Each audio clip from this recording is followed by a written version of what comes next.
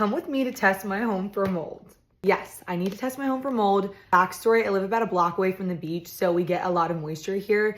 And one of my big panics as a functional health practitioner is mold exposure. That being said, I live in an older house. I sometimes get the musty, mildewy smell that has now, raised my alarm bells. So I wanna make sure that I'm able to test my home and see if there's actually mold here. This one's the EC3 mold screening test plates from Microbalance Health Products. We are going to do many of my rooms in different areas with me, so let's go through this together. So as you can see from this little pamphlet here, it kind of gives you test instructions, but it also tells you the level of severity of the mold. I'm really hoping we get a nothing. I hope we don't even get that, but I'm really hoping for none of that. I have all my little tools I need along with the instructions in the test plates, so let's get into it. This comes with 6 test plates, and there's a lot of different types of mold testing that we're gonna do. So I'm gonna switch around from doing like the air testing for certain rooms, as well as the swab testing to see how much mold I'm actually breathing in, if any. Okay, the first thing we're gonna do is we're gonna give myself the test. So I'm gonna do the nasal swab and then roll it on this plate, cover it up, and see if there's any mold. We wanna wrap it in the aluminum foil so it doesn't get any exposure to the light.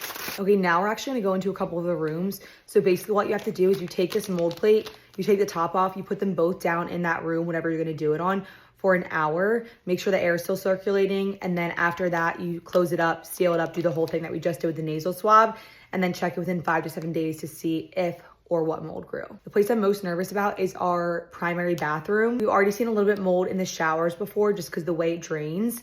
We don't even use that shower anymore because we don't even want to deal with it. But I'm a little bit nervous if there could still be some mold or like circulation issues in that shower and that whole bathroom area. So we're gonna test that first. We're in our primary bathroom. I'm just gonna open up the test plate. This is what it looks like. And then we take off and I'm putting them both next to each other for an hour.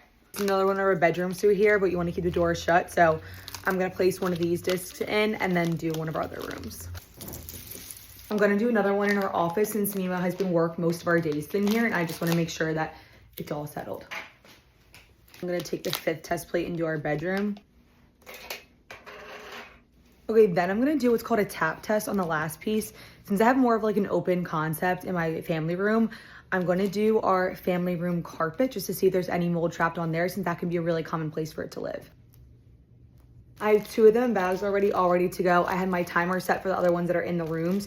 So once it hits an hour, I'll take the rest of them, label them, throw them in bags, and then come back in 5 to 7 days to see if I have mold.